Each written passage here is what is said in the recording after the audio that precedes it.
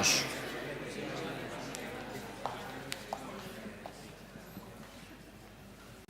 ¿Ha sido eficaz? Bueno, pues lo dicho.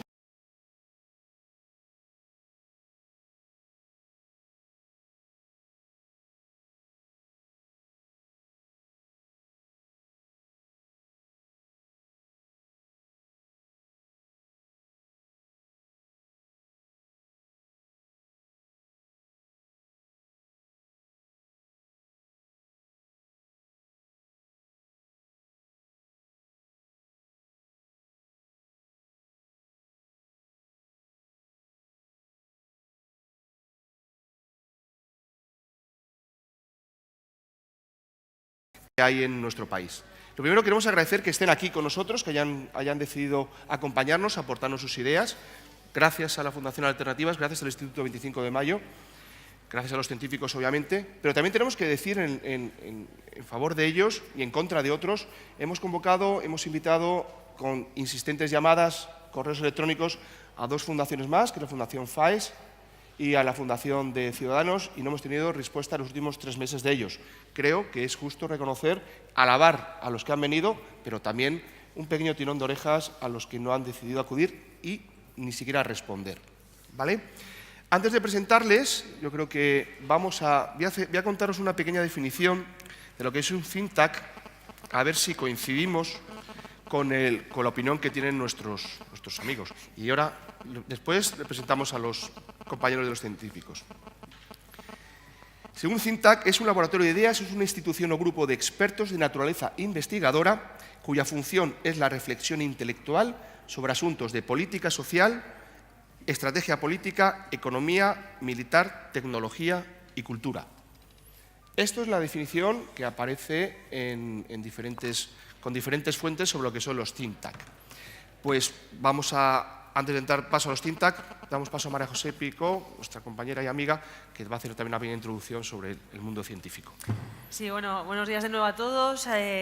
Como decíamos, Eva es la que ha estado al frente de la mesa, yo vengo aquí de apoyo hoy.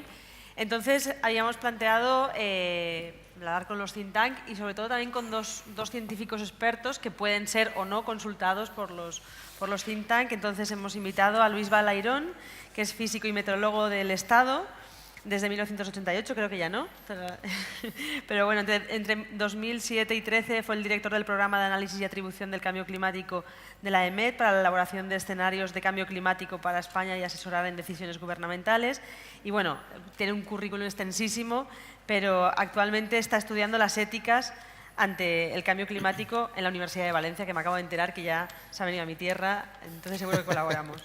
Y Anchón Olave, que tengo aquí a mi derecha, es economista ambiental y ensayista, ha sido profesor visitante de la Green Bay University y la St. Norbert College de Wisconsin, profesor colaborador del Máster en Derecho Ambiental y Máster de Derechos Fundamentales y Poderes Públicos, ambos de la Universidad del País Vasco, y yo ya me estoy convirtiendo en su presentadora oficial porque hace unas semanas coincidimos en Valencia y entonces también ha escrito, os tengo que decir que ha escrito, que yo creo que es la precampaña editorial más importante que estás haciendo, autor del ensayo Homo sapiens y biosfera, que yo creo que será muy interesante, Construir la esperanza, reconducir la crisis climática ambiental, que se publicará en marzo de 2016 por Galaxia Gutenberg. Así que nos emplazamos a leerte también en marzo. Voy a presentar a nuestros invitados, el lado izquierdo. Ha sido casualidad, pero es por el lado izquierdo. Empezamos con Ana Belén Sánchez, es la coordinadora del área de sostenibilidad de la Fundación Alternativas. Cuenta con 15 años de experiencia laboral repartida en desarrollo de energías renovables, asesoría técnica, política. Ha trabajado en la Comisión Europea, la Organización Internacional del Trabajo y ha colaborado con diferentes organizaciones a nivel mundial.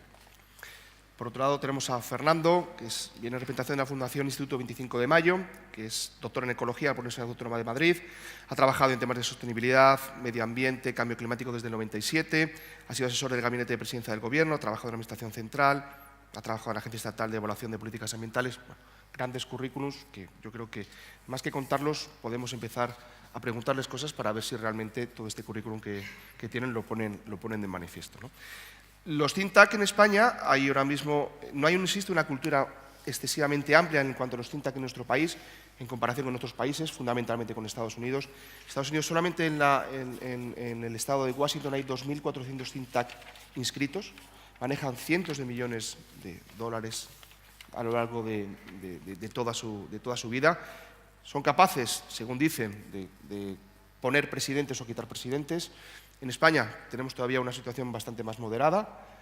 Hay 31 think tank en España registrados, reconocidos, y cuando siempre hablamos de think tank, y es la primera pregunta, hay 3 terminologías que siempre aparecen, que son opinión pública, laboratorio e influencia. ¿Realmente queréis que sois influyentes contra la opinión pública? Ana, por favor. Empezando así. Bueno, muchas gracias por invitarnos. Es un honor estar aquí con vosotros. Es interesante que hablemos de este tema de los think tanks, porque es cierto que en España es algo que no se conoce demasiado. Quizás se conoce más el trabajo que hacen las fundaciones, ¿no? O la opinión pública conoce mejor el trabajo que nosotros hacemos como think tank como el trabajo que hacen las fundaciones. Es decir, lo que nosotros tratamos es exactamente lo que tú has dicho, tratamos de influenciar política y no tenemos otra misión ni otro objetivo ni lo ocultamos porque es nuestra misión. Nosotros, en nuestro caso concreto, somos un think tank progresista, mucho más vinculado a la izquierda, y lo que queremos es poner encima de la mesa opciones políticas diferentes, de política pública, para hacer las cosas de una manera diferente hacia la sostenibilidad.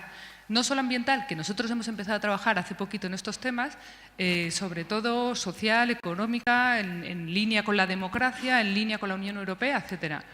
Entonces, las definiciones que tú has dado a mí me parecen correctas. Tratamos de influenciar. En otros, igual en el acervo cultural, escuchamos como el trabajo de los lobbies. Pues bueno, en España este trabajo de los lobbies está muy mal visto porque está muy vinculado a un tipo de lobby empresarial, no sé cómo definirlo, no demasiado transparente, pero en el ámbito internacional los lobbies son los que hacen el trabajo político y puede haber lobbies de todo tipo. El lobby vinculado a las poblaciones pobres, el lobby vinculado a los trabajadores, el lobby vinculado a los investigadores, que es un lobby muy fuerte, por ejemplo, en cambio climático, y todos esos lobbies tienen detrás una fundación, un think tank que les apoya.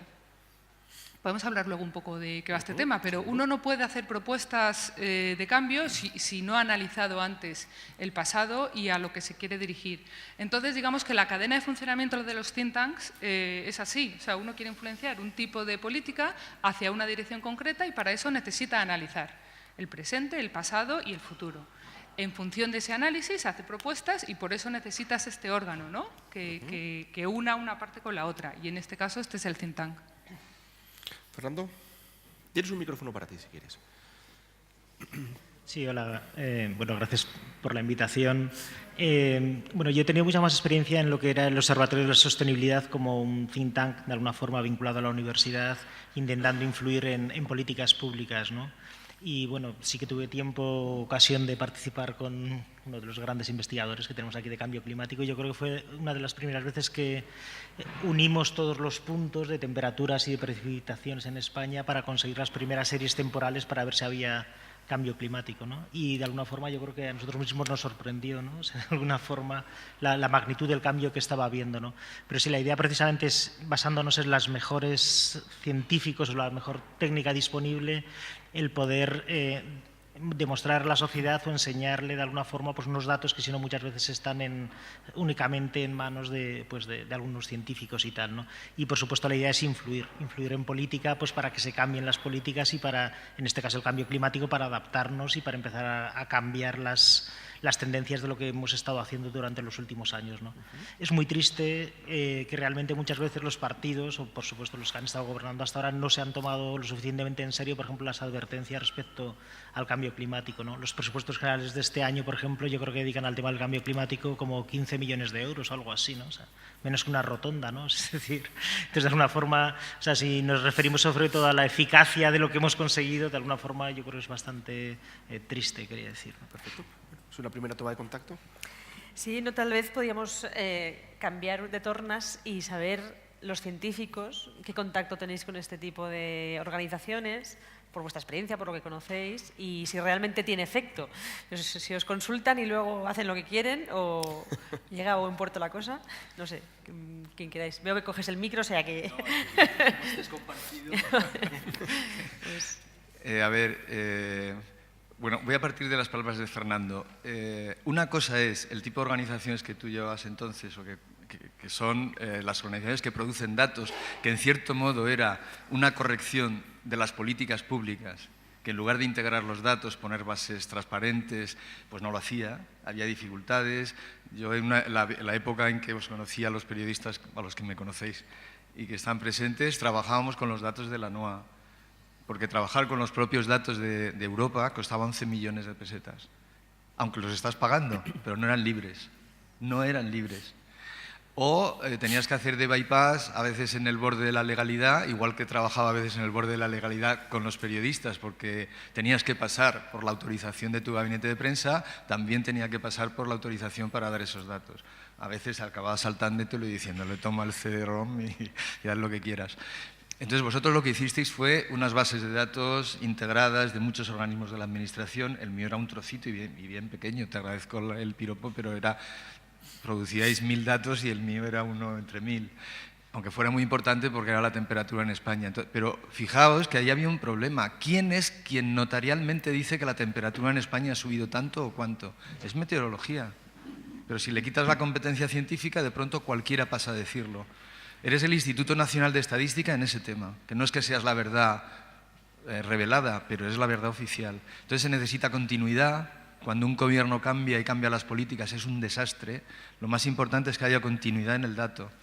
Los que trabajáis y habéis oído impactos ambientales, tiene que haber, cuando es más simple, los sistemas de indicadores como el que tenía el Ministerio y otros, tiene que haber un indicador bajando a cambio climático de lo que se llaman factores directores, que además es de lo que me gustaría hablar, entendiendo sobre la pregunta del CINZAC.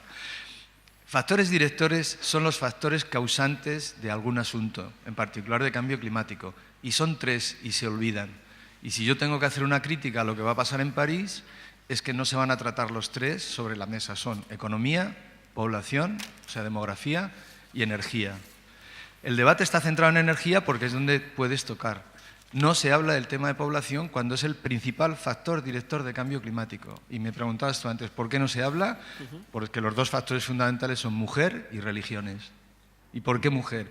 Porque las concepciones filosóficas y las cosmovisiones del mundo sobre la religión y sobre los factores poblacionales hoy dependen fundamentalmente de la religión y del papel de la mujer en cada sitio. Si la mujer árabe se liberase, no tendrían 7 hijos como ahora. Y si el mulá no dijera como directriz tened hijos, porque es la manera de combatir el cristianismo o lo que queráis, o el occidente, entonces no puede ser que tú estés midiendo con lupa factores de emisiones de cambio climático muy importantes, porque para nuestro plan nacional son esenciales, pero en el cosmopolitismo que es Naciones Unidas somos 40 millones frente a 1.500 millones que va a ser la India dentro de nada. Entonces, un poco de seriedad. No puedes haber un acuerdo si no tocas una parte fundamental. Y la economía tampoco se toca. No hay reflexión. Entonces, bajando a lo que son vuestras organizaciones, reflexión yo creo que no hay.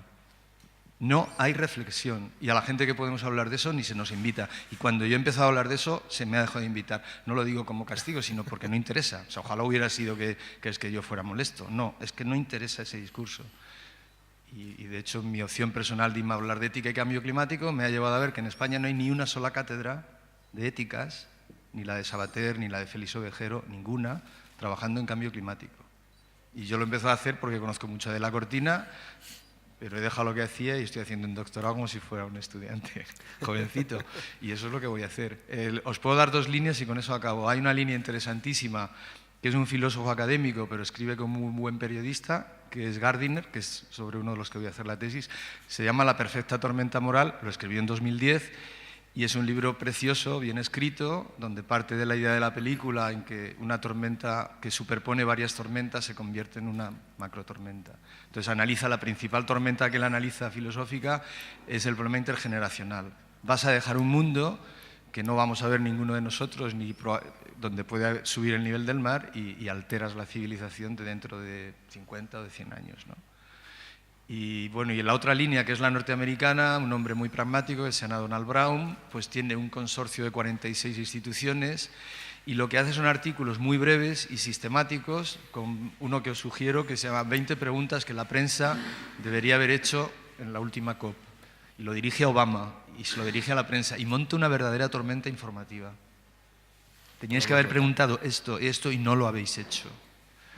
Pero claro, no sé cómo se traduce eso aquí a España, porque ha montado un consorcio que es un verdadero una potencia, no es exactamente una organización de pensamiento, pero es otro modelo diferente. Entonces hay universidades, empresas privadas, personas individuales. Si pincháis en la red Donald Brown y... Luis, dejamos paso a Anchón, que nos comente. Gracias. Bueno, muchas gracias yo también a la organización, a PIA, por invitarme a estar aquí con vosotros. A ver, en la parte más concreta, porque luego Luis ha subido el debate a un nivel ya más elevado, en la parte más concreta de la pregunta, yo desde mi experiencia personal lo que puedo compartir, también es verdad que yo llevo 20 años escribiendo en los medios de comunicación sobre temas ambientales y de cambio climático. A mí, en el Gobierno vasco, sobre todo en la Comunidad Autónoma del País Vasco, sí se me ha llamado continuamente para hablar y ayudar a la elaboración de las políticas sobre cambio climático. Es decir, desde mi experiencia personal, diferentes colores políticos, unos más que otros, también hay que decir, los más de derechas un poco menos, también hay que recordar, en mi caso personal. Pero bueno, ha habido colores políticos que sabían que yo no era especialmente mi simpatía, pero me han llamado, he colaborado con ellos y es decir, es una experiencia más o menos de 15 años. Es decir, en mi caso personal puedo decir que sí, mi pequeño conocimiento sí ha estado al servicio en general de la elaboración de las políticas públicas de cambio climático y en general de desarrollo sostenible, que ha habido muchos programas, mucha estrategia, incluso un intento de ley de cambio climático que finalmente no llegó a salir porque se agotó la legislatura en el gobierno anterior de Patxi López, pero estaba ya pactado con los grupos políticos, se había consensuado con las diputaciones, fue un proceso bastante avanzado y bastante ambicioso y yo colaboré intensamente en esa formulación de ese proyecto de ley, etcétera. Es decir, en mi pequeña experiencia personal, a nivel de la comunidad autónoma, tengo que decir que en general, unos más que otros, pero sí se me ha consultado como experto en temas de desarrollo sostenible y de cambio climático. Y ya que ha lanzado Luis el debate más general, entro un poquito al trapo, creo que decir, estoy completamente de acuerdo en que las fuerzas motrices de la desestabilización del cambio climático son las tres que has apuntado. Y me gusta mucho más tener esa perspectiva amplia, esa mirada histórica que viene de la Revolución Industrial y que el IPCC ya habla siempre desde la Revolución Industrial, que son la economía, la demografía y la base energética de la sociedad. Son las tres grandes fuerzas motrices, las driving forces, ¿no?, que están detrás de la crisis del cambio climático. Pero creo que es también muy importante darnos cuenta que la solución concreta, para no perdernos, entre comillas, en debates quizá abstractos, es en la modificación de la base energética de la sociedad. Es decir, tenemos que cambiar la base energética, ese es el foco donde tenemos que centrar los objetivos. Al final hay gente que dice que el debate es un tipo de sociedad u otra, capitalismo versus cambio climático, etc. Yo soy de los que creen que el debate es energías fósiles sí versus energías renovables y eficiencia. Ese es el foco.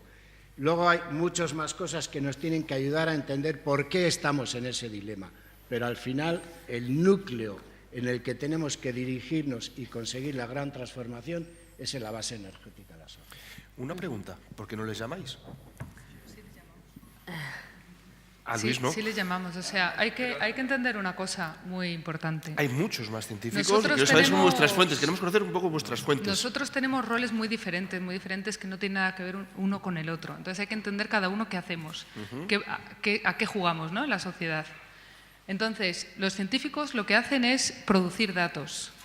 Ellos producen datos, analizan cada uno de su sector. No todos los científicos trabajan solamente en temas relacionados con CO2 o con agua o con energía. Hay científicos sociales también, hay economistas que también hacen investigación. Entonces, el rol de los científicos está muy claro. Ellos tienen que ir produciendo datos y tienen que ir avanzando en esa agenda.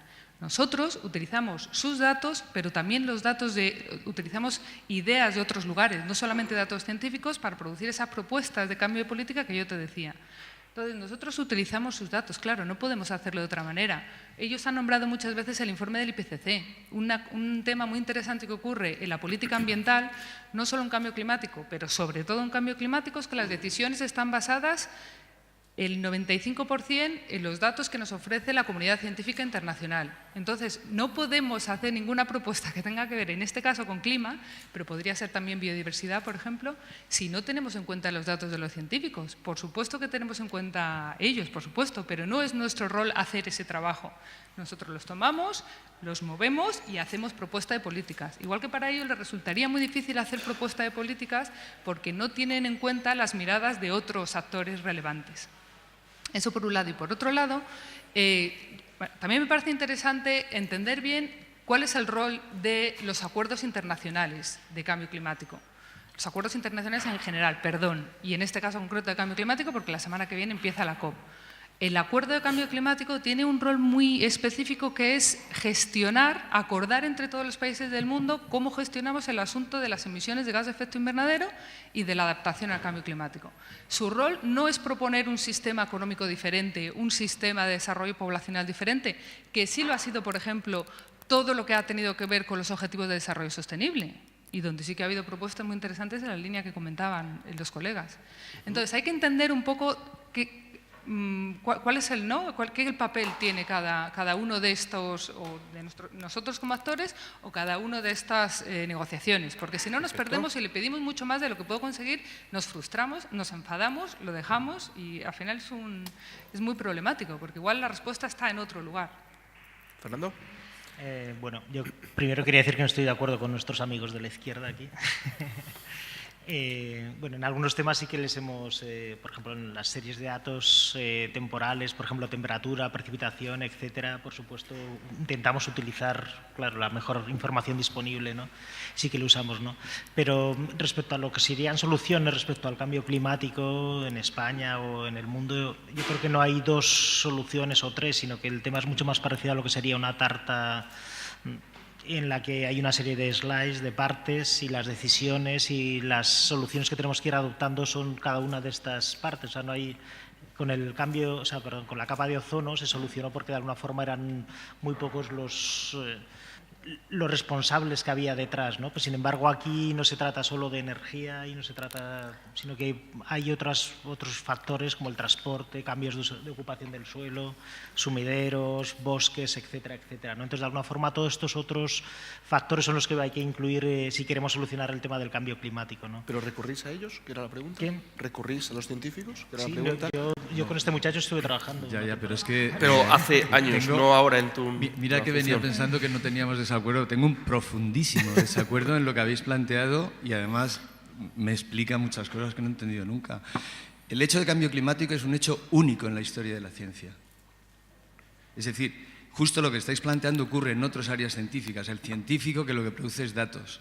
No, la revolución científica que se produce en cambio climático, que además duró 20 años entre los años 70 y 90, es una de las pocas que ha estado al margen de la sociedad. Es decir, el esquema que se hace, que es cierto en medio ambiente, que hubo preocupación social y donde, por ejemplo, los grupos ecologistas fueron decisivos, o sea, la conciencia ambiental surgió como un rechazo, a veces poco informado, entonces te vas al científico para que te dé datos. Eso en cambio climático es que no ha sido así. Y mucha gente quiere que sea así, pero es que no ha sido así. Tan no ha sido así que las alarmas iniciales en cambio climático las dieron organizaciones científicas internacionales, no universitarias generalmente, muy pocos centros, o sea, el Max Planck, algunos departamentos de la NOAA, alguna gente de Australia, o sea, los podría citar para no ser pesado, y con una gran oposición de universidades en casi todo el mundo. Y los políticos son los que primero respondieron. Es un hecho histórico que la primera decisión de cambio climático, paradójicamente, fue de Bush padre y de Margaret Thatcher. No, ahora no lo entendemos, pero es que es historia pura. O sea, los demás gobiernos, los propios gobiernos europeos, eran reacios. Era por la potencia que tenían investigadora. Luego empezaron las cosas a ser de otra manera y ha llegado lo que hay ahora. Y entonces la narrativa histórica de hubo conciencia ambiental, los científicos apoyaron con los datos, y pues es que es falsa, es que no es así. El problema nace de que los sistemas complejos de los años 60 han tenido aplicación en la ecología, en algunas otras cosas y en cambio climático. Es decir, que lo que hemos producido no han sido datos esencialmente. Cambio climático se alarma en los años 70 cuando la temperatura estaba descendiendo en el planeta. No surgió como un problema de datos. Vosotros nos pedís luego los datos y os los damos. El discurso de cambio climático nace de la idea de que si seguimos emitiendo CO2, ¿qué pasaría? Entonces se crea una pregunta que se tarda 20 años en responder, que solo responden a ella los que tenían grandes ordenadores, que por eso eran 4 gatos, o 4 organizaciones, y una de ellas era la potencia norteamericana, medio militar, pero es que eran los únicos que tenían esa. Entonces, a mí me pides datos y te los doy, pero lo que he echado en falta es que nos pidáis qué hacemos con los modelos. Y entonces ahora contesto a tu problema y os cedo el micrófono. Perdón, no, a ti. No es un rollo, perdona lo de rollo, o sea, no es un discurso filosófico, no, es que los modelos climáticos, que son los que sirven para todo lo que decís cualquiera de vosotros, se basan en economía, en unas hipótesis de economía, en unas hipótesis, no en cualquier hipótesis, en estas hipótesis de economía, en estas de población y en estas de energía. Y se hacen proyecciones. Entonces, no puedes decir, ¿por qué eliges tu energía? ¿Quién eres tú para decir que es energía? ¿O quién soy yo para decir que es población? Lo que yo estoy diciendo es que como los modelos que estáis usando todos, sea de la organización que sea, son los modelos que hay en la mesa, porque no hay otros, esos modelos tienen en cuenta, los últimos que había que yo manejaba más, tenían 6 grupos de escenarios, que luego se dividirían en 40, eran 40 escenarios, y se hacían las proyecciones. Si quieres hacer política, tienes que tocar las teclas, pero no porque conceptualmente las toques, es que si no, no puedes usar los escenarios. Si el escenario dice que la energía es un 30%, que la economía es un 40% y que la población es un 30%, el escenario B1, pues es eso, no es lo que tú digas, ni lo que yo diga. Es que si ese es el escenario y quieres tomar medidas políticas, tendrás que proponerme medidas que digas, mira, es que esto con mi medida baja del 30 al 25 y esto con mi medida. ¿Cuál era el resumen de eso que yo proponía? No porque lo proponía yo, sino porque era una persona, no soy un científico, soy un científico de la administración pública, que no es lo mismo que yo fuera un científico que puedo hacer lobby, porque entonces digo, joder, el cambio climático tiene financiación y yo tiro por aquí para vivir. A mí me daba igual decir A que B, y es otro problema. La función pública española ha perdido su independencia. Europa tiene algo importantísimo, que era tener funcionarios públicos que no dependieran de los gobiernos. Y los funcionarios públicos que de pronto no hemos perdido independencia, o hemos cedido, o los que hayan cedido, porque yo he intentado no hacerlo, estamos cometiendo un grave problema. Mi principal problema no era ser suministrador de datos, sino evaluador del conocimiento científico internacional. Y eso es lo que intenté hacer. Entonces, no, aquí hay un muy serio problema. ¿Quién es experto? El que tiene experiencia. Experto viene de experiencia. No viene de que me han nombrado mi jefe, ni viene de que tengo un carné en la boca, ni tampoco siquiera de que soy un experto en el dato de la temperatura. Pues qué desgracia que me hubierais hecho caso. Vale. Ese es el problema que veo. Sí, bueno, esto se está poniendo ya muy interesante. Sobre el tema de... Seguro que si los debates en la tele fueran así, la gente no lo haría. Exactamente. Está harta es que le cuenten lo mismo siempre. Sí, sobre el tema es muy interesante recordar, porque para mucha gente que se ha acercado relativamente cerca a los debates del cambio climático, claro, no tiene el contexto histórico. El otro día recordaba que Lyndon B. Johnson, presidente de los Estados Unidos, ya habló del cambio climático en 1965. Hace 50 años, acaba de ser informado por uno de sus comités científicos y están ahí las actas, y se ha recordado recientemente, el The Guardian lo recordaba, cómo apareció en uno de los speeches, mencionó la alteración no solo por el tema de las bombas nucleares que entonces explotaban abiertamente en la atmósfera, sino también las emisiones de CO2, cómo estaban cambiando la composición de la atmósfera. Y estamos hablando de hace 50 años, hace 40 años el famoso climatólogo Stephen Snyder ya creó la primera revista multidisciplinar de cambio climático, que se llama Climate Change, que fue su editor hasta 2010, en el que falleció, y de hecho el IPCC le dedicó su último informe a su memoria, porque fue un grandísimo científico. Es decir, hay una larga historia detrás, larga en el sentido, diríamos, 50 años, 40 años, pero una cosa que es muy interesante también, a mí me gusta recordarla cuando tengo ocasión, que los 20 años que van entre 1975 y 1995 fueron 20 años bastante constructivos desde el punto de vista de la repercusión que tuvo estos primeros mensajes de la comunidad científica en los acuerdos internacionales y en las políticas. Es decir, se crea el IPCC por acuerdo de la Organización de las Naciones Unidas y la Organización Climatológica Mundial en el 88. En el 92 tenemos la importantísima cumbre de Río de Janeiro con los importantes documentos a los que dio pie. En fin, fueron 20 años, incluyendo la Convención Marco de las Naciones Unidas sobre el Cambio Climático, ratificada por los Estados Unidos, es decir, en los tiempos de Bush padre.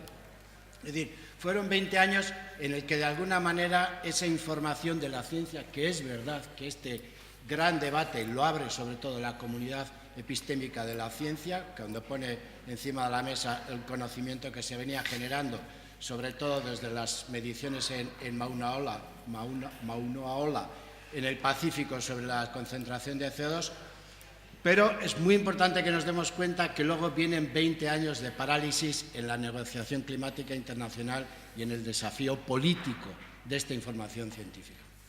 Es decir, hay 20 años relativamente constructivos y después vienen casi 20 años de parón. ¿Por qué?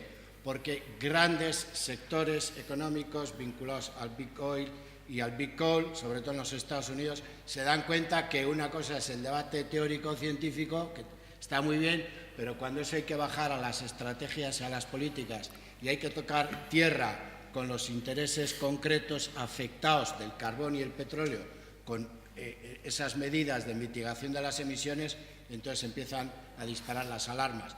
Por lo tanto, a partir de 1995 entramos en un tiempo, diríamos, de parálisis internacional que no se ha desbloqueado sino hasta el año pasado prácticamente, con el acuerdo entre China y Estados Unidos de relanzar la diplomacia climática internacional. Entonces, creo que en ese sentido es muy importante entender esta relación entre la información científica. Yo creo que el IPCC ha hecho una labor absolutamente extraordinaria y nunca agradeceremos bastante el haber creado esa organización, porque así todo lo que han tenido que aguantar, las presiones gigantescas, poniendo incluso en cuestión su credibilidad científica por parte de intereses muy concretos. Es decir, si no hubiésemos tenido ese órgano científico a nivel internacional, yo creo que simplemente no estaríamos aquí. Vale, pero la mesa es una mesa de think tank. Lo que me estáis contando a mí me parece francamente interesante, pero no conocemos la parte de los think tank, que es la parte que más me toca a mí. ¿Cómo trabajáis? Ya sabemos, nos habéis contado un poquito. Y a mí también me importa la científica, ¿eh? Nos importa a los dos, por eso somos equipo. Entonces, ¿cómo trabajáis? Vosotros planteáis propuestas, las colgáis en no sé dónde, las distribuís, yo puedo hacer las propias. ¿Son los partidos? ¿Qué partidos? ¿Cómo se hace eso? Contarnos cuál es la labor. Empezamos por ti, ahora si te parece, con tu instituto. En tu caso no es una... Bueno, primero en concreto en el Observatorio de Sostenibilidad, donde estamos trabajando, lo que hacíamos básicamente era un informe basado en indicadores, intentando que cada uno de los indicadores se basara en la mejor información disponible. Y posteriormente pues integrábamos los indicadores y hacíamos una publicación anual en el que decíamos cuál era el estado de la sostenibilidad en España en un año determinado. Entonces decíamos pues cuántos incendios se han producido, cuánta ha sido la superficie quemada, se han disminuido las precipitaciones, si aumenta la temperatura media, si hay más biodiversidad, menos biodiversidad. Y con esto hacíamos un informe que pretendía ser como el estado del medio ambiente en ese momento, ¿no? Incluyendo también variables económicas, sociales, por supuesto, ¿no?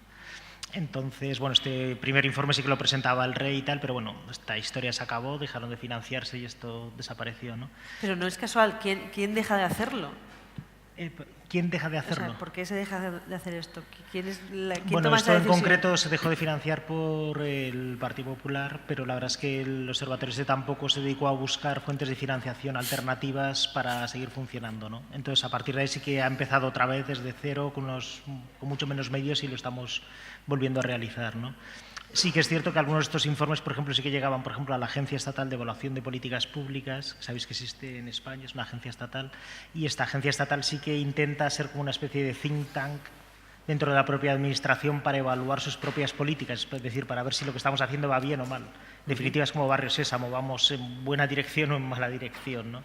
Bueno, y en concreto en el Instituto 25M esto sí que se ha influido mucho en la redacción del programa de Podemos para estas elecciones generales, ¿no? También se ha hecho algo también para los ayuntamientos y para las comunidades autónomas, y sí que se han incluido una serie de temas, por ejemplo, ponerle un precio al CO2, cosa que hasta ahora nunca se había hecho en este país, fomentar la transición a las energías renovables, potenciar el autoconsumo solar, es decir, o sea que hay un montón de iniciativas que sí que se han propuesto, pero claro, esto habría que llevarlas a la práctica y posteriormente evaluarlas para ver si se han llegado o no, se han tenido éxito, ¿no? Ana. Bueno, pues ¿cómo trabajamos? Pues como trabajamos es un poco como ya ha explicado él. Es decir, nosotros nos planteamos ante situaciones, como un think tank político que somos, nos planteamos ante situaciones que hay que resolver, situaciones políticas, y que también tienen que ver con lo que comentaban nuestros colegas antes. Tenemos un problema energético y tenemos diferentes ¿cómo se dice?, fuentes de energía. ¿Por qué deberíamos ir a las renovables y no a la nuclear? ¿O por qué deberíamos ir al carbón y no al gas?, etcétera. Entonces, esto es un ejemplo, pero te puedo hablar sobre turismo, sobre movilidad, sobre educación. O sea, hacemos eventos y tocamos temas muy diferentes, que puedes, como la sostenibilidad está vinculada absolutamente a todas nuestras partes de la vida, puedes pensar en cada una de ellas. Fiscalidad, etcétera. Pero bueno, tocando el tema de las energías, porque lo habéis tocado vosotros antes. Tú tienes encima de la mesa unas opciones. Esas opciones tienen una serie de consecuencias, políticas sociales y ambientales. Entonces, nosotros, como centro de pensamiento, nos interesa entender cuáles son esas opciones. ¿Qué implicaciones tiene para los municipios donde están estas energías o donde no están? Para los trabajadores que están vinculados a esas empresas, a esos sectores, a esas energías. Para los trabajadores de aquí y de allí. Es decir, nosotros no solamente pensamos en España y las implicaciones que pueden tener para nuestra sociedad, nuestra economía y nuestro medio ambiente, pensamos a nivel internacional. Y lo vinculamos con otras áreas, no solamente la propia energética, con la democracia, con la cultura, en fin, con áreas que en un principio no parece que pudieran estar directamente relacionadas, pero que lo están.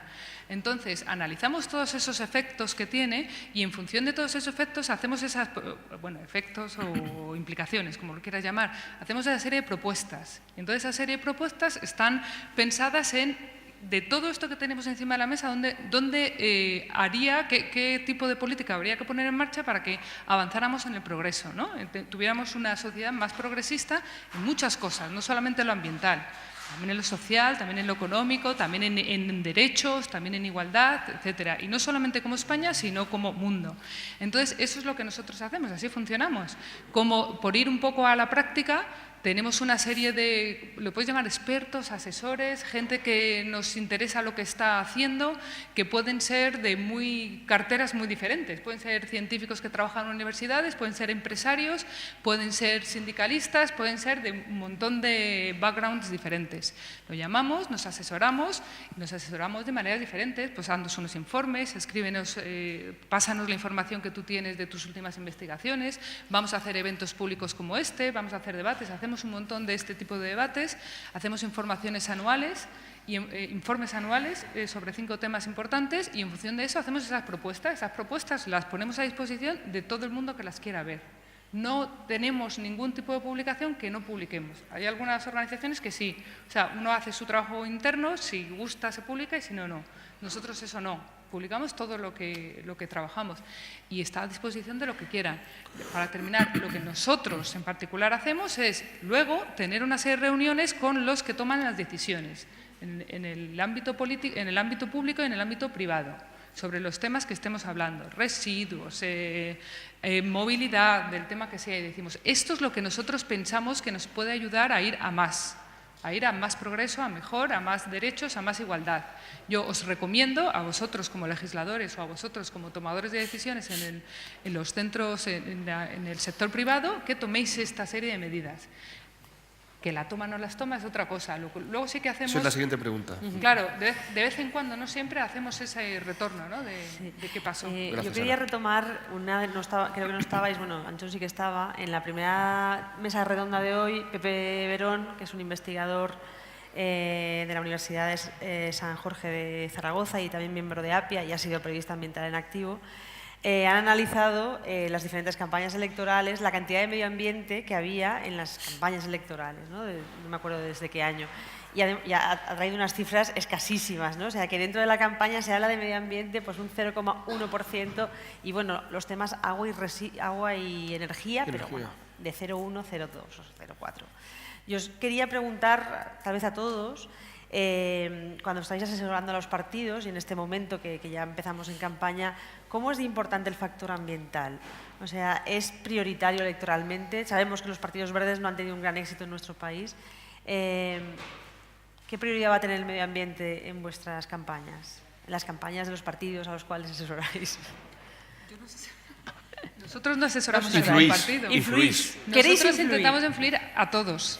Y eso es importante entenderlo. Vale, porque entonces, luego entenderás por dónde viene cada cosa. Cuando tenéis que influir, para vosotros, ¿qué peso tiene el medio ambiente? ¿Qué peso tiene el medio ambiente? En nuestro caso, por la experiencia que nosotros tenemos, el peso del medio ambiente es súper poco. O sea, eso es una realidad que nosotros estamos viendo y que lo asumimos y lo que intentamos es trabajarlo. Vemos también, o sea, yo no opino, esto yo te digo lo que nosotros vemos. Vemos que los temas que más importan son los temas que tienen que ver con geoestrategia. Es decir, la energía. La energía tiene mucho que ver con los conflictos que estamos viendo en muchas partes del mundo. Entonces, todas las partes ambientales que tengan que ver con ese asunto interesa, pero no tanto por lo ambiental, sino por el conflicto internacional que viene anexionado. Entonces, en este sentido, pues eso, pues tiene que ver, tiene mucho interés energía. Cambio climático, por ejemplo, si no tuviéramos la COP, a nadie le interesaba. O sea, esto ya te lo puedo asegurar, a nadie le interesaba. Los temas que tienen más que ver con cómo se hacen las cosas a nivel local, como residuos, interesa súper poco, a no ser que haya un conflicto. En el momento que hay un conflicto porque se quiere abrir un vertedero, porque ha salido en las noticias, entonces ya interesa. Pero si no, los temas ambientales, 100% ambientales, muy difícil. ¿En vuestro caso, Fernando? Bueno, en concreto en esta campaña, por ejemplo, el tema energético sí que va a influir mucho. Yo creo que no tanto, bueno, sí que detrás estaría el tema geoestratégico, pero sobre todo básicamente por lo que paga la gente por la electricidad cada mes, ¿no? Entonces yo creo que el tema de la transición energética sí que va a estar muy presente, yo creo, por ejemplo, en la campaña de Podemos, ¿no? Desde una vinculación económica. Por la vinculación económica y por las puertas giratorias, todo el tema que existe ahora mismo de corrupción asociada al tema energético en España, ¿no? También el tema del autoconsumo energético que nos ha permitido y tal, ¿no? Pero el tema del cambio climático, yo creo que en ese aspecto, bueno, vosotros como periodistas me consta que hacéis todo lo que podéis y nosotros como think tank, pero la verdad es que es muy difícil transmitirlo, ¿no? Sabemos que este mes de julio, por ejemplo, ha habido 2,5 grados más que toda la media histórica en los meses de julio, ¿no? Entonces, o sea, que son temas suficientemente graves y suficientemente, bueno, es lo que estáis debatiendo estos días aquí, ¿no? Asociado a incendios forestales, sequías, etcétera, y que nos van a afectar mucho en el entorno mediterráneo, ¿no? Entonces, yo sí que echo en falta que, ¿sabes?, que los políticos de alguna forma suman mucho más todo, ¿sabes? Porque es un tema absolutamente prioritario, ¿no? Ahora, por ejemplo, sí que se ha empezado a tomar en serio mucho más en el arco mediterráneo y tal, empezó a haber reuniones en la Comunidad Valenciana, Andalucía, etcétera, pero me parece que en ese aspecto los políticos son todavía un tanto ingenuos o frívolos, etcétera. Bueno, yo ahora quería decir algo bueno sobre vosotros, que me parezca alguien. Yo tengo una experiencia, siguiendo con lo de antes, que es más rápido en el caso de Fernando, lo que pasa es que los observatorios no son exactamente lugares de pensamiento, en el sentido de reflexión crítica, etcétera. Lo bueno que tenía ese observatorio es que ocupabais un hueco que no cubría la administración, o que igual a lo mejor ni puede cubrir. Quiero decir, el pensamiento es lo que viene después de tener los datos sobre la mesa. Y también tiene que ver con cómo construyes esos datos, pero eso está dado porque hay normas internacionales, porque te tienes que ceñir. El caso de la Fundación Alternativa, sí tengo algo que contesta a tu pregunta. Cuando fue el semestre de presidencia española, yo asistí a la presentación de un informe vuestro sobre cambio climático, que era lo que sugeríais, y no se lo sugeríais a todos en realidad.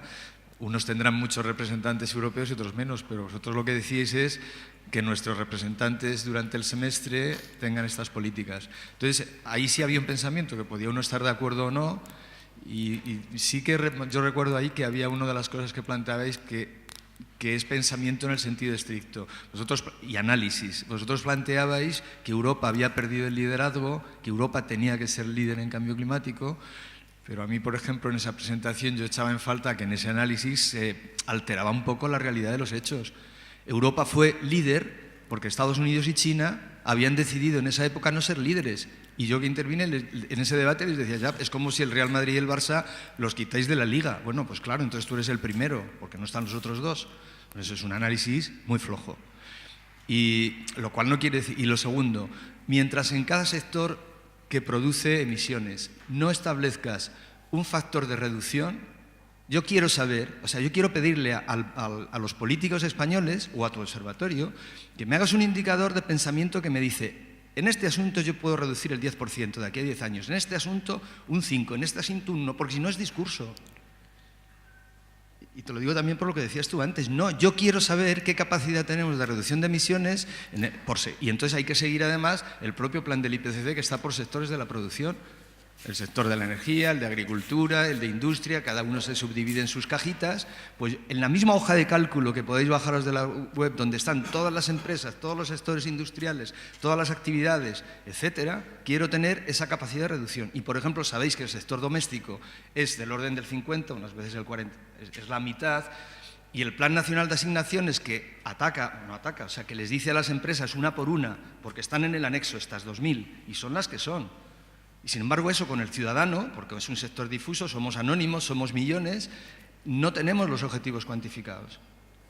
Y a mí me gustaría, como pensamiento, que exigiera desde vuestras propias organizaciones, que por ejemplo impulsarais el tema de la reconstrucción de edificios y de la acción sobre los edificios para reducir emisiones. Pero Luis, que no ¿y la movilidad? Sí, pero hay políticas que son centralizadas y hay otras que son individuales, pero una política, es decir, si la política, por ejemplo, de eficiencia energética doméstica la dejas en función de que aquí fuéramos 4 y nosotros fuéramos un edificio, que lo hagamos nosotros, no va a ningún lado. Hay alguna gente como Antonio Carvajal que trabaja como el Club Español de la Energía, que yo estoy en un máster que he dado a veces clases con él, y lleva intentando colocar, también es porque vive de eso, ya lo sé, pero intenta que los partidos tengan acciones que sean de conjunto. Él está haciendo un proyecto precioso que vaya por grandes zonas, por barrios homogéneos arquitectónicamente. O sea, porque las casas de Malasaña son parecidas, porque las casas de no sé qué otra zona son chalets, es decir, y entonces que o los ayuntamientos o los distritos y los ingenieros aborden eso de una manera integrada. Si no, esas emisiones no las vamos a reducir. No las vamos a reducir. Bueno, se reducirán un 5%, pero no un 30%. Anchón, creo que... Sí, bueno, están saliendo muchas cosas. A ver, hilo algunas de las que...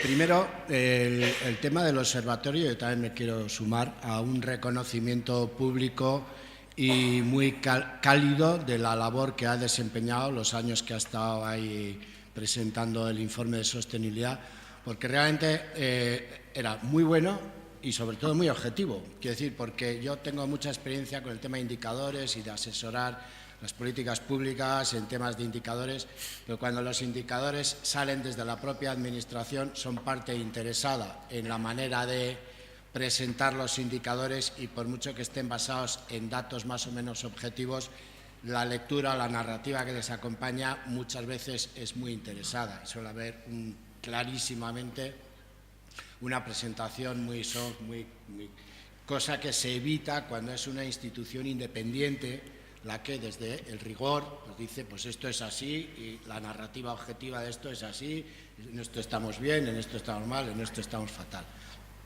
Eso, la verdad que no he conocido en España ni una labor parecida a la que hizo el informe de sostenibilidad los años que salían estos informes muy interesantes. En ese sentido yo creo que hay que reivindicar ese tema. En el tema de la... Yo quiero, en el tema de los responsables políticos, los think tanks, en el fondo, es decir, una mirada amplia nos tiene que hacer ver también, al final los partidos políticos reflejan lo que les demanda la ciudadanía, ¿no? En las sociedades democráticas es decir, la labor de fondo, y yo en ese sentido soy quizá menos pesimista, yo siempre tengo una mirada muy europea en estos debates, ¿no? Desde 25 años que voy dedicado a ellos, siempre me he posicionado y lo he visto muy desde la perspectiva europea.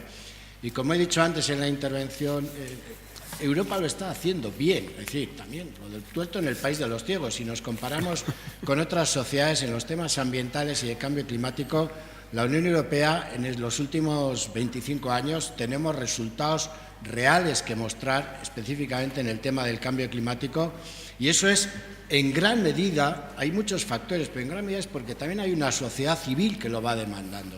Hay un gran consenso en los mensajes de la comunidad científica. Es decir, como ha dicho antes Luis, efectivamente, pues ni Angela Merkel ni Margaret Thatcher, por poner dos iconos de la derecha conservadora, jamás han cuestionado las bases científicas del cambio climático, como hacen los conservadores del Tea Party en Estados Unidos. Entonces, en Europa, en los últimos 25 años, hemos tenido un gran consenso y un gran apoyo de la sociedad civil a los mensajes de la comunidad científica. Y por eso hoy podemos hablar, supongo que ya estáis al tanto, pero en el 2014, datos recientes, hemos disminuido un 23% las emisiones desde 1990 hasta finales del 2014, un 23%, al tiempo que la economía ha crecido en términos reales un 46%. Es decir, la principal economía del mundo, que es la europea, considerada de forma agregada, 510 millones de personas, hemos demostrado en 25 años de trayectoria que se puede desacoplar el crecimiento económico, el desarrollo económico de las emisiones de gases de efecto invernadero. Un 23% no es ninguna tontería. Y con un objetivo a 2020, a 2030, que ya sabéis que es el 20% y el 40%. Es decir, Europa tiene la proa dirigida hacia una sociedad plenamente descarbonizada a mediados del siglo XXI. Y eso ya está ocurriendo. Y es una cosa que yo echo mucho de menos en los medios de comunicación, que esto apenas se transmite este mensaje, que es realmente muy potente y está basado en datos objetivos que están cuantificados y que se puede coger desde 1990 hasta 2015, es decir, 25 años de trayectoria, toda una generación, viendo cómo ha evolucionado la trayectoria de las emisiones, el desarrollo económico y la descarbonización de la economía europea. Bien, yo creo que podemos abrir un pequeño debate. ¿Alguna pregunta que queráis realizar a cualquiera de...? Un minuto para que en lugar de contar una cosa abstracta os plantee un problema concreto. Pero rápido, para contestar. 1. Ahorro de energía en mi casa. Sí. Cuando tú ahorras energía en tu casa, ahorras 100 euros. Esos 100 euros, si no los metes en una hucha y no los usas nunca, los vas a usar en algo. Si con esos 100 euros me voy de viaje en avión a no sé dónde, no he ahorrado nada. No he ahorrado nada. Es decir, si compro una cosa que tenga poco contenido de carbono en su construcción, entonces el indicador objetivo es la intensidad energética, como sabéis muy bien vosotros. Pero hay un problema, Europa está bajando las emisiones porque ha externalizado su contaminación. El mayor productor es China, pero no es el mayor consumidor de lo que produce. Tú lo produces aquí, se lo estás largando a él. Y la Tierra le da igual quién emite CO2, si es un chino o un español. Bueno, solo una aportación de Anchón, porque... A esto es a lo que llamo pensar. Cuando llamo pensar, quiero decir debatir, poner las cosas. No se habla nunca de esto y cuando se habla te ponen la etiqueta de que eres contra... Pues habla poco, quiero decir. En prensa, ¿cuándo habéis oído esto en prensa? ¿Creéis que esto no le interesa al ciudadano? Esto le interesa, yo te lo he dicho a ti antes, cuando yo hablo con mis amigos, los normales de esto, me oyen. Cuando hablo del cambio climático y tal, no me oyen, no les interesa nada. Pero esto sí les interesa. Eso es otro debate. A eso llamo yo no hablar de las cosas, no pensar, no ser noticia. Sí, ¿cómo lo vas a poder responder? Esto es un debate. Ana. A Luis Ansón. Solo medio minuto. Vale. Es un viejo debate con el que no estoy de acuerdo, Luis, para nada, que los europeos nos hagamos responsables de las emisiones de China. Eso es sacar las cosas de tiesto. Nosotros no somos responsables del sistema energético que aprueba China para hacer su producción industrial. Han estado abriendo una central de carbón cada semana y media durante 20 años. ¿Cómo vamos a decir los europeos que somos responsables de eso? Hagámonos responsables de las emisiones que nosotros somos responsables. Decir que somos responsables porque importamos productos, al final eso es hacer, porque ni la ciudadanía europea ni los gobiernos europeos podemos decirle a los chinos cómo tienen que fabricar sus cosas. Es imposible. ¿Qué más quisiera yo que decirles? Por favor, hacer con energías renovables, hacer con gas en vez de con carbón. Pero decir, oye, tú métete en tus asuntos. Luis, espera. No te quiero contestar. No, ya. Luis, un segundo. ¿Sí, no? Turno de respuestas, Ana. Voy a hacer un ejercicio práctico de lo que nosotros hacemos en nuestra organización, que es plantear soluciones de consenso. Luis, por favor. Entonces, el asunto que nosotros tenemos, por hablar de un tema que han tocado, que si queréis que vayamos al contenido de cambio climático, ya nos ponemos aquí a hablar, por hablar del tema que han tocado ellos, lo que nosotros pondríamos encima de la mesa, es cierto que la Unión Europea ha avanzado en reducción de emisiones de gases de efecto invernadero, pero lo que es más cierto es que la capacidad de la Unión Europea para reducir más es increíblemente más grande. ¿Qué significa eso? Que no está haciendo lo que debiera hacer de acuerdo a la capacidad que tiene. Por tanto, por nuestra parte, Unión Europea suspendida. Por otra parte, lo que nosotros, la Unión Europea, los europeos estamos consumiendo, está siendo producido gracias a esa industria que se ha desarrollado en otros lugares, que antes era China, ahora es Vietnam y otros lugares, donde las condiciones de trabajo son absolutamente penosas, donde los temas ambientales son absolutamente penosos. Entonces, para nosotros, que las emisiones se produzcan en China, en Europa, no es un asunto climático, sino es un asunto sociolaboral, económico y ambiental. Entonces, para nosotros es importante teneros en cuenta porque entonces proponemos esta cosa que hemos estado trabajando algunos tiempos en esta reindustrialización verde, que significa, vamos a ver cómo podemos crear empleo en estos países donde se nos ha ido toda la industria, Italia, España, Grecia, que estamos viviendo de básicamente sector servicios y súper poquito de la agricultura, para poder tener un tipo de desarrollo diferente y que además ayude a que las emisiones no se vayan a producir en lugares donde la parte social es tan sumamente negativa. Entonces, esto es lo que haríamos. Diríamos, bueno, tenemos este asunto, la Unión Europea está donde está, China está donde está, ¿qué podemos hacer? Entonces, planteamos una solución relativamente de consenso y progresista, hagamos las cosas mejor de lo que estamos haciendo ahora. Fernando, ¿quieres añadir algo? Vamos a pasar a las preguntas, como quieras. No, medio segundo solo, ¿no? Yo creo que, bueno, con la idea también de Anchón y tal, ¿no? O sea, nos interesa ver las tendencias de lo que está pasando ahora para intentar adivinar el futuro, ¿no? Entonces ahí es donde yo creo que es donde es lo más interesante todo esto, ¿no? Ver cómo podemos hablar de escenarios y escenarios de futuro para intentar plantear futuros alternativos, ¿no? Vemos que muchas veces en las situaciones o las tendencias en las que llevamos son absolutamente insostenibles, entonces la idea, claro, es ver cómo podemos empezar a cambiar, de alguna forma, pues lo estamos haciendo bien en la Unión Europea, lo podríamos hacer mejor, pero lo estamos haciendo bien. Entonces, de alguna forma, ¿cómo podríamos cambiar para estos escenarios para que sean sostenibles, ¿no? Y entonces yo creo que esto sí que es importante el cambiar esta percepción y tal, ¿no? Saber. Y aquí hay otra idea también importante de las responsabilidades diferenciadas, ¿no? De alguna forma no es tanto la decisión del ciudadano a pie, sino de las grandes corporaciones, las grandes empresas, los políticos, ¿de acuerdo? Es decir, no es tanto el culpable el ciudadano de a pie, que también tiene su parte como consumidor, como votante, etcétera, pero sobre todo de los grandes productores y los grandes consumidores los que están tomando las decisiones, ¿no? Veíamos, por ejemplo, que en el CO2 solo 10 empresas son responsables del 65% del total de las emisiones en España, ¿de acuerdo? 10 empresas. Entonces es muy fácil subirlos a una furgoneta, ¿de acuerdo? Y ponernos de acuerdo entre todos. Pues el tema es un poquito más complicado, ¿no? Pero de alguna forma sí que hablaríamos de estas responsabilidades diferenciadas y futuros sostenibles o alternativos, que es hacia donde... Incluso una bicicleta, ¿no? Sería que de lo mejor, ¿no? La furgoneta. Bueno, Carolina. Sí, yo quería, a ver, yo estoy de acuerdo en que sí que somos responsables, como que no lo somos, porque el que se produzca emisiones en China es que me va a afectar a mí, no solamente les afecta a ellos. Luego, si yo consumo con un modelo insostenible a nivel global, también es responsabilidad mía, yo sí que lo creo. Y lo que sí que quería preguntaros a vosotros, porque sois contenedores de pensamiento, como dice la palabra anglosajona, libres, es decir, no sois de un partido político, aunque se os suele vincular a un partido político. ¿Cómo vivís el hecho de que no os hagan ni caso? Porque es que yo os estoy escuchando y veo que hacéis unas propuestas muy coherentes, pero es que no las hacen, pero ni siquiera los partidos de izquierdas. Porque de consumo, ¿quién habla? O sea, dice, es que yo no puedo legislar para para obligar a que no pueda entrar determinada mercancía de China, o yo qué sé, que a lo mejor no se puede porque la Organización Mundial del Comercio no lo permite, pero a lo mejor sí tienes posibilidades de legislar sobre el etiquetado y obligar a la gente a decir, pues esto se ha hecho tal, que sepas que tal. Y no lo hacen. Entonces yo no sé a vosotros qué cara se os queda.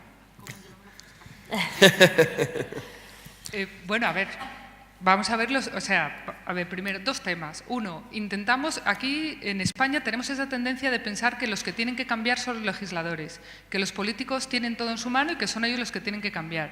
Este tipo de pensamiento no lo tienen en otros lugares del mundo y yo lo comparto. Cada uno tiene que hacer una serie de cosas.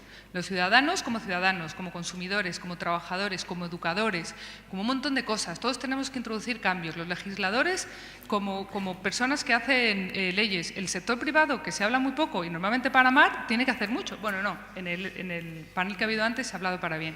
Es decir, tenemos que empezar a cambiar, bajo mi punto de vista, esta idea de tú es el que tienes que cambiar para que yo cambie. No creo que eso sea así y entonces te respondo a tu pregunta. Creo que muchas cosas están cambiando en España. Existe una conciencia ambiental mucho más desarrollada de lo que existía hace unos años y eso es algo que estamos viendo todos. Tenemos nuevos partidos políticos con ideas mucho más avanzadas, sobre todo en lo social, mucho menos en lo ambiental, hay que decir, que están ya tomando decisiones en Barcelona, en Madrid, en Zaragoza, etcétera. Quiero decir que las cosas sí están cambiando. Nosotros, cuando presentamos nuestros informes, por cierto, te iba a responder, nuestro siguiente evento, 17 de diciembre, a todo el que quiera venir, Ciudades y Cambio Climático, que justamente hablamos de esos sectores difusos que existe una normativa muy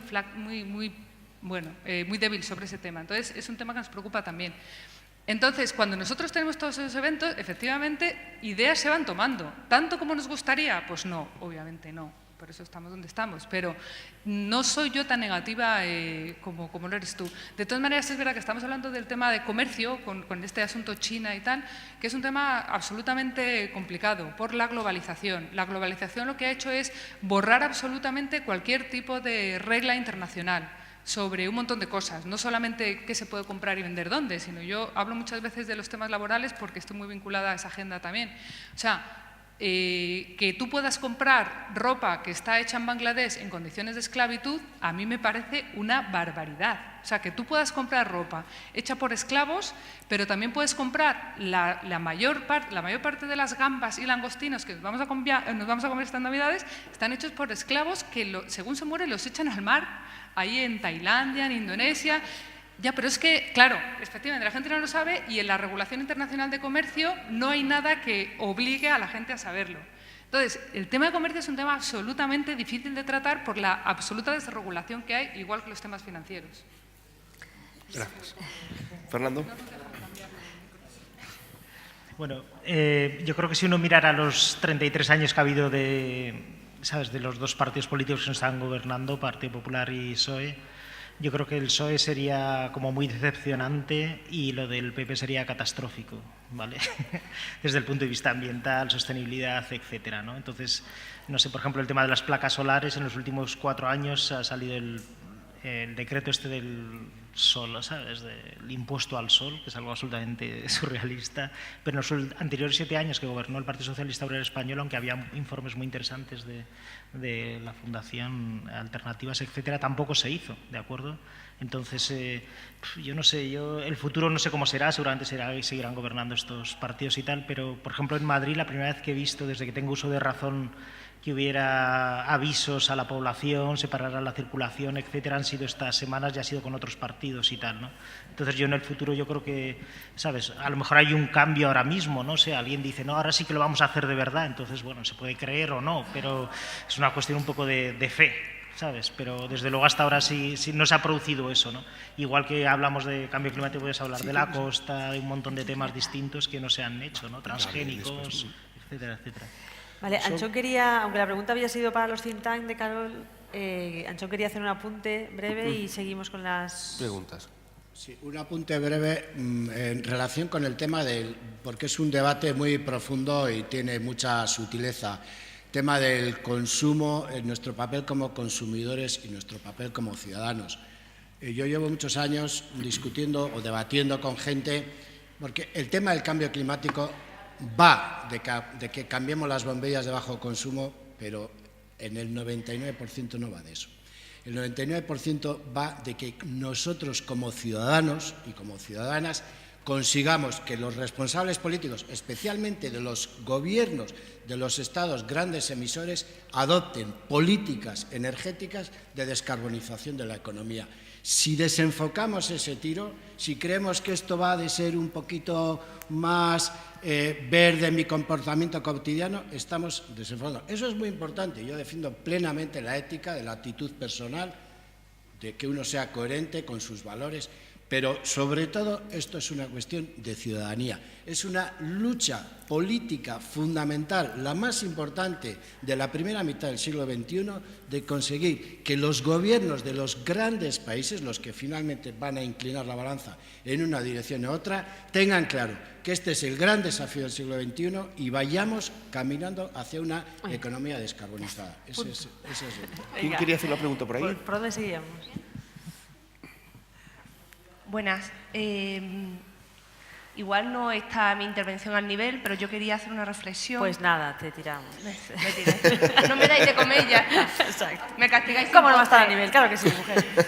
Me pasó lo mismo ayer en la mesa de partidos políticos frente al medio ambiente. Vosotros asesoráis no sé si estaréis vinculados o no, pero asesoráis a Influyen. Hemos quedado que la palabra era influyen. Influyen. Y ayer en la mesa redonda de los partidos me daba la sensación de que todos sí estaban súper concienciados con el cambio climático, los vamos a incluir en los programas, patatín, patatán, todo muy bonito. Yo vengo de la periferia periférica. No somos periferia, a ver, no somos periferia. Ellos nos hacen entender que son periferia. Correcto.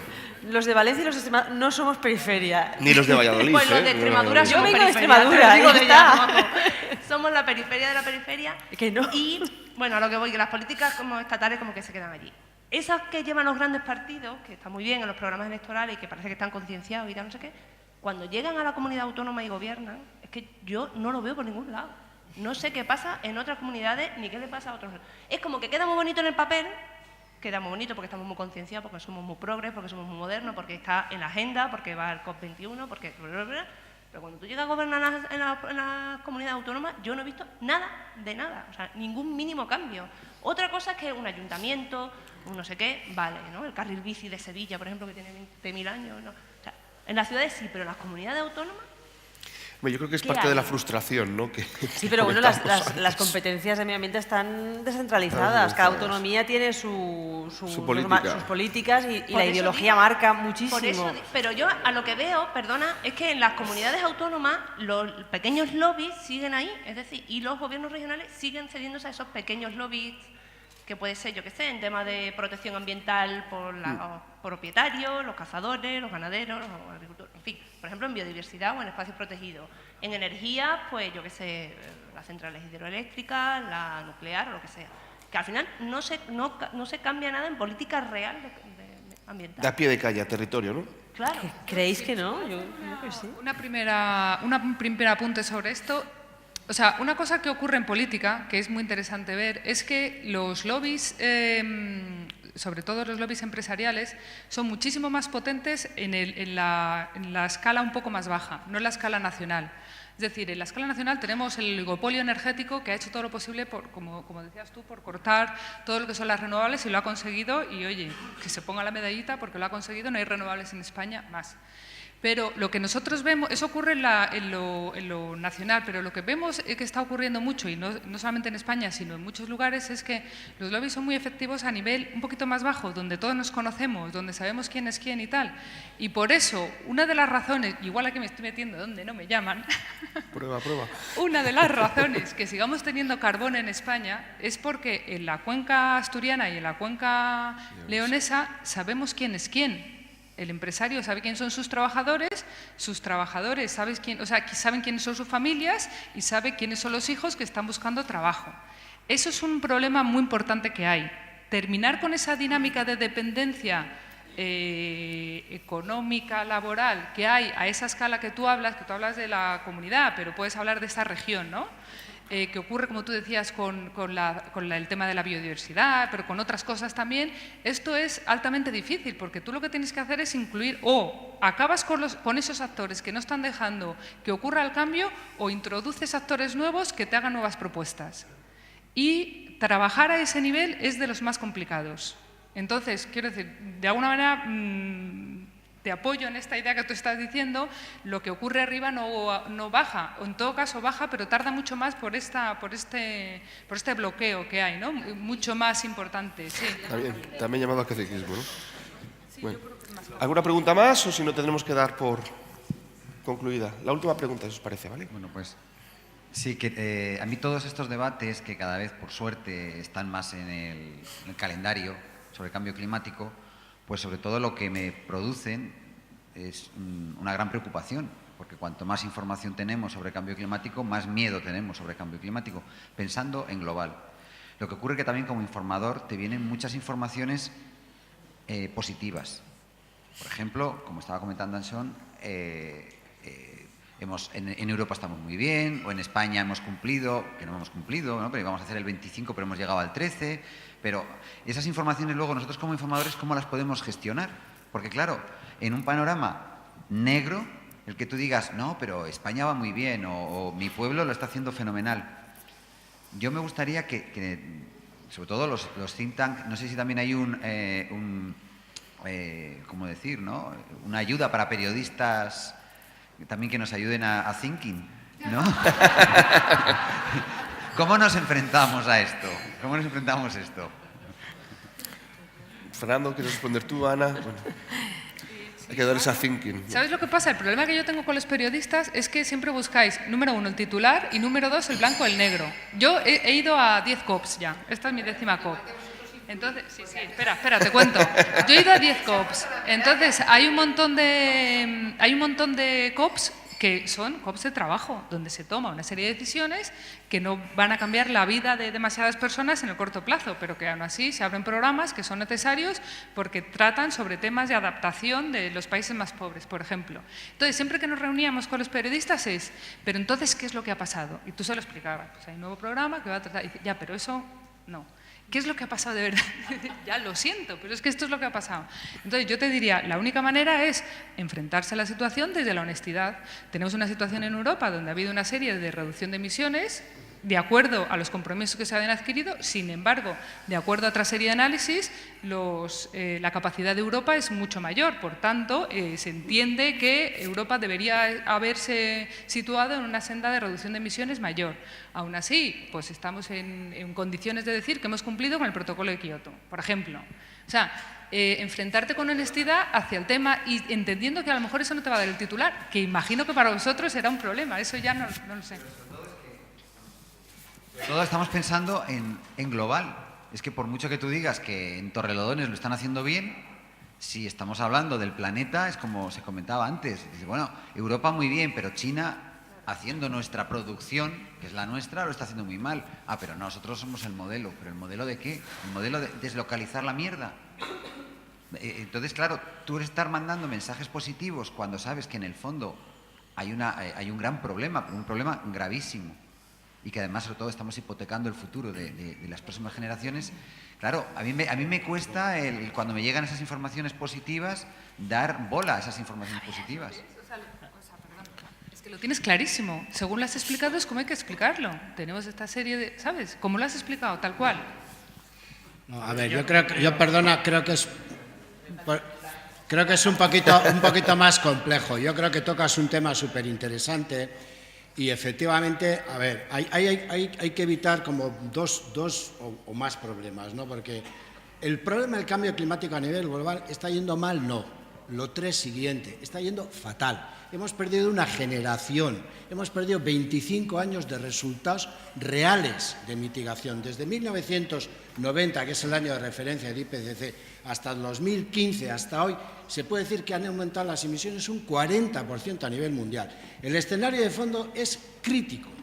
Lo que pasa es que si solo mandas este mensaje a la sociedad, también puedes caer en un mensaje muy pesimista, muy de esto no hay nada que hacer, esto se nos ha ido de las manos, aquí lo único que hacemos es meter la cabeza en la arena. Y entonces es muy importante, porque dentro de esa evolución global del 40%, hay que diferenciar. Europa lo ha hecho bien. China ha crecido las emisiones un montón. Luego otra discusión, podemos decir si es culpa nuestra o no, yo no estoy de acuerdo, pero Estados Unidos ha hecho muy poquísimo en relación con lo que podía haber hecho.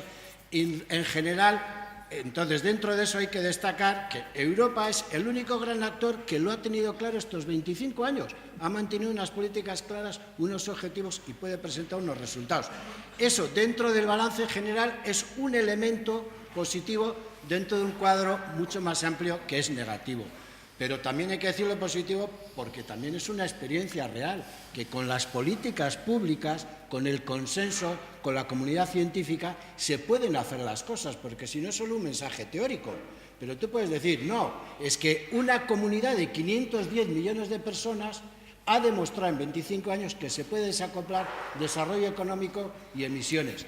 Si hay voluntad política, Estados Unidos lo podría hacer igual o mejor que nosotros y también en otras economías con matices, pero también. Entonces, el mensaje no puede ser ni totalmente negativo ni, por supuesto, totalmente positivo.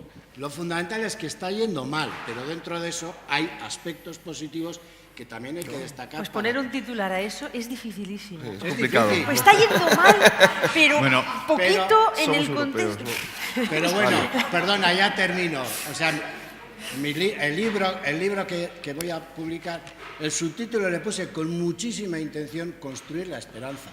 Porque la esperanza es algo que hay que construir socialmente. Si no tenemos esperanza de que lo podemos reconducir, al final nos pegamos un tiro en el pie a nosotros mismos. Hay que construir la esperanza de que realmente lo podemos lograr, con políticas como ciudadanos, exigiendo, demandando, informando. Fernando, primero que... Sí, si queréis hacer ya un cierre, ¿no? Sí. Un barrido hacia... Bueno, yo creo que, que sin periodistas es que no existiríamos. O sea, es que afortunadamente existís y afortunadamente todos los mensajes o lo que se puede extraer o lo que se puede destilar muchas veces de la ciencia, modelos, etcétera, se puede comunicar a la gente, ¿no? Y gracias a que buscáis el titular, es lo que se lee la gente y es lo que está influyendo en la sociedad, ¿no? Entonces yo creo que es absolutamente vital que existáis y siga existiendo, y más en estos temas ambientales, ¿no? Hasta que la gente sea capaz de entenderlo todo, ¿no? Y yo creo que estáis logrando también, pues eso, que sea de alguna forma, antes era cool contaminar o fumar o ir con el coche a 150 por hora y ahora mismo en muy pocos años ha logrado esa transformación en España, por ejemplo, ¿no? Nadie alardea de, pues eso, de fumar o de, ¿sabes?, ir con el coche con una alta peligrosidad, ¿no? Entonces yo creo que esto hay que llevarlo al cambio climático, ¿no? O sea, que los ministros vayan en bicicleta, que toda la gente empiece a transformar su vida real, ¿no? Pero por supuesto también a las grandes responsabilidades que hay en todo este tema, ¿no? Y yo creo que por una parte, o sea, cuando hablamos de las grandes transnacionales españolas, por ejemplo, tienen una influencia muy fuerte, ¿no? Y yo creo que es donde hay que empezar a lanzar esas redes y donde tenéis que trabajar en ese sentido, ¿no? Porque es muy distinto el ciudadano de a pie que la gran transnacional petrolera que está influyendo en el tema de los precios del mercado del carbono, etcétera, ¿no? Las emisiones. Gracias, Fernando. Luis, y ya cerramos con... Mi titular es que vamos bien, pero lentos, si entendiéramos por bien que ahí discrepo un poco de ti, hemos identificado las teclas que hay que tocar. Y lo que no se traslada a la población es que sabemos que hay unas teclas muy grandes y otras muy pequeñas. Y la información que se da, y no es problema de los periodistas, es que se amplifica. Se pone una lupa en las pequeñas y parecen así de grandes, y se pone una lupa contraria. ¿Cuáles son las gordas? Transporte y construcción. Y sí, esas tienen que ver con el ciudadano, con su cultura y con las medidas que toma la administración, porque tú no vas a cambiar los aviones que vuelan. La industria, por ejemplo, vosotros antes sin queréis habéis dado un pequeño palo al tema de las empresas. Las empresas industriales van bien, en el sentido de que su intensidad energética, es decir, cuánta energía utilizan para una unidad de producto, que es el indicador bueno, va así. O sea que vas bien. Agricultura, más o menos también. Pero en transporte no, porque los seres humanos, cuando estás en una economía que va bien, lo primero que quieres es viajar. Y lo hacen todos. Mis amigos ecologistas usan muy bien el transporte, pero se van todos los fines de semana a la sierra. Todos. Mientras que yo a lo mejor en Valencia, que ahora vivo, pues no, gasto 10 veces menos energía que vas en Madrid. Pero no es por conciencia ambiental, es que la vida que hay allí es de otra manera. Entonces, hombre, si encima te vas a la sierra con un 4x4, pues claro que es peor, ¿no? Pero es que economía buena y bienestar no es tanto el consumismo, el peor problema es el transporte, con diferencia. Bueno, muchas gracias por vuestro interesante debate. Cada uno que saquemos nuestras propias conclusiones, yo quiero compartir la mía, es que tenemos futuro, nos han dicho que tenemos futuro los periodistas, lema de hace 2 años, y no estoy muy convencido que a los políticos les interese el medio ambiente. Es una conclusión personal que simplemente quería compartir con vosotros y muchas gracias por estar por aquí. Gracias.